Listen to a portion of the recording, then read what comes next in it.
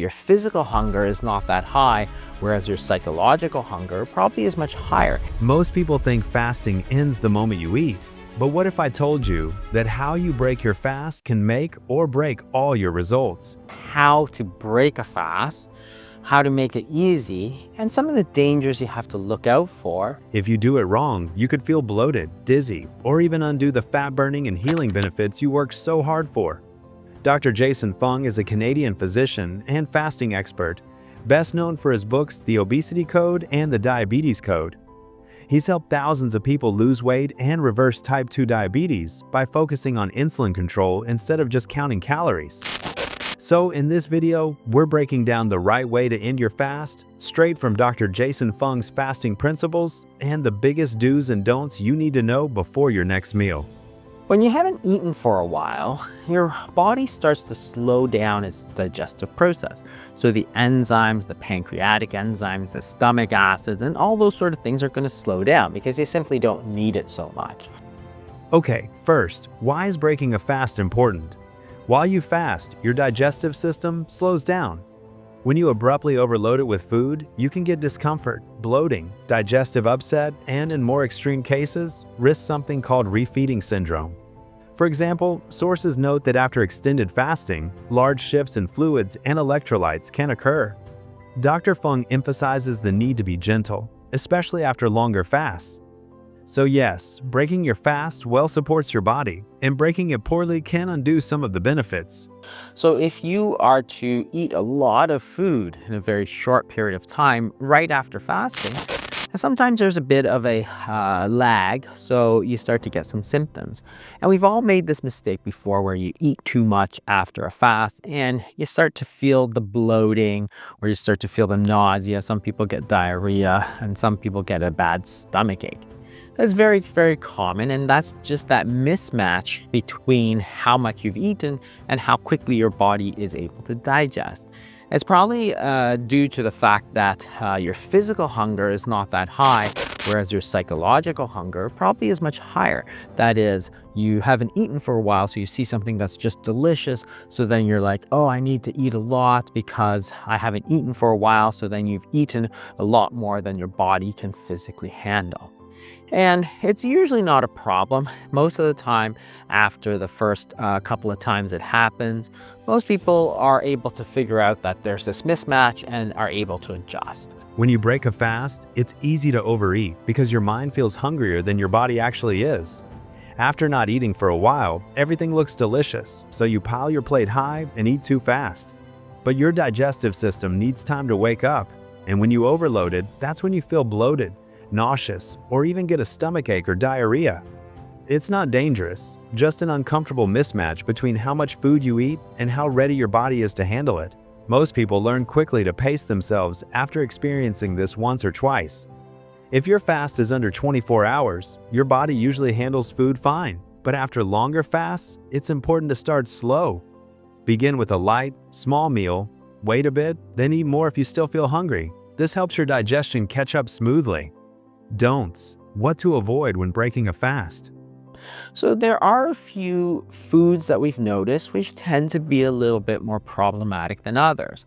And it varies by the person, but there are a few general rules. So nuts and seeds, nut butters, eggs, dairy, wine, and fibrous vegetables, they all tend to have a little bit of problems, and I think it's probably because these are foods that maybe are not quite as easy to digest. It takes a little bit more of the stomach acid and the enzymes to break them down. So nuts and seeds can be a little bit of a problem.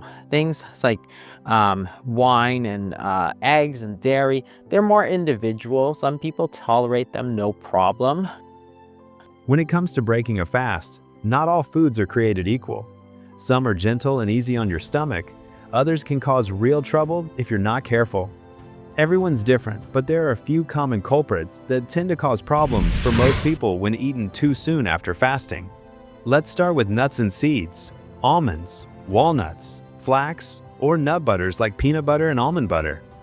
While they're healthy, they're also dense and loaded with fats and fiber, which makes them hard to digest when your stomach acids and enzymes are still waking up. After a long fast, your body isn't ready for that heavy workload, so you might feel bloated, gassy, or sluggish afterward. Next up, eggs and dairy products. Eggs might sound like a gentle choice, but for some people, they can trigger nausea or discomfort right after fasting, especially if cooked in oil or butter. Dairy, whether it's milk, cheese, or yogurt, can also be tricky. Many people are mildly lactose intolerant without realizing it, and after fasting, the gut is even more sensitive.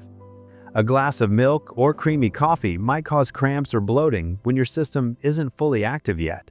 Wine and alcohol are another big no-no when breaking a fast. After fasting, your body absorbs alcohol much faster, which can lead to dizziness, dehydration, or even nausea from just a small amount. It's like hitting your system with a shock. Do's: what to do when breaking a fast. So here's some tips. Plan a pre-meal to sort of wake up the digestion 30 minutes prior to your main meal. So for example, if you decide, okay, I need to lose a little bit of weight and I'm going to fast, and then you fast for 24 hours, 36 hours, then instead of jumping right into dinner or jumping right into lunch or whatever meal that you're planning to break your fast with, what you want to do is say, okay, well, I know that dinner is coming up. I'm going to plan something small 30 minutes prior. And it's just going to be limited in quantity so that you're not tempted to overeat it. But at the same time, it's just going to gradually sort of wake that up.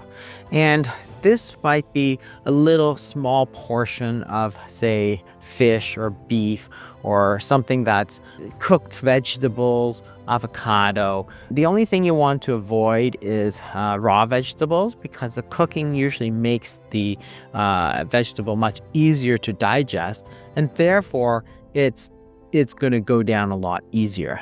And it's just going to be a small portion so that you're not tempted to overeat the foods because you know there's only a little bit. At the same time, you know that in half an hour, you're going to get the full meal so that psychologically you're prepared for that.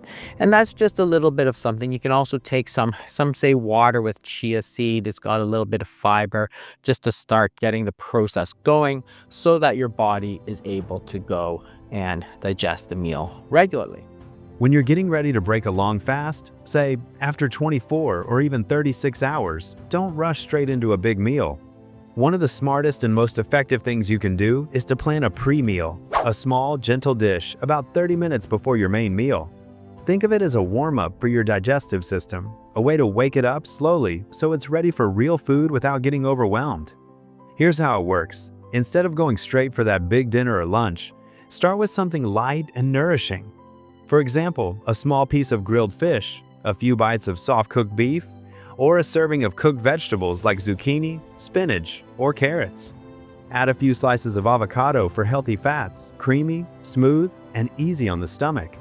The key is to avoid raw vegetables at this stage. Things like raw broccoli, kale, or salads might sound healthy, but after fasting, your gut isn't quite ready for all that fiber and crunch. Cooking breaks down those fibers, making them much gentler to digest. Keep your portion tiny. This isn't your main meal, just a digestive primer. You want to eat enough to start activating your digestive juices, but not so much that you feel full. Psychologically, this helps too. You're less likely to binge later because your brain knows another meal is coming soon. You can also drink a glass of water mixed with chia seeds about 20-30 minutes before eating. The chia swells slightly and provides gentle fiber that gets your digestion moving, helping your stomach prepare for real food. By giving your system this short, gentle warm-up, your body can ease back into digestion smoothly, absorb nutrients better, and avoid the discomfort that often comes from overeating right after fasting. It's a small habit with a big payoff. You'll feel lighter, more energized, and far more comfortable as you transition out of your fast. If you found this helpful, please give it a thumbs up, subscribe if you're new, and share this video with someone who's into fasting. Drop a comment. What's your experience breaking a fast? Any tips or mistakes you've learned from? Thanks for watching, stay well, and I'll see you in the next video.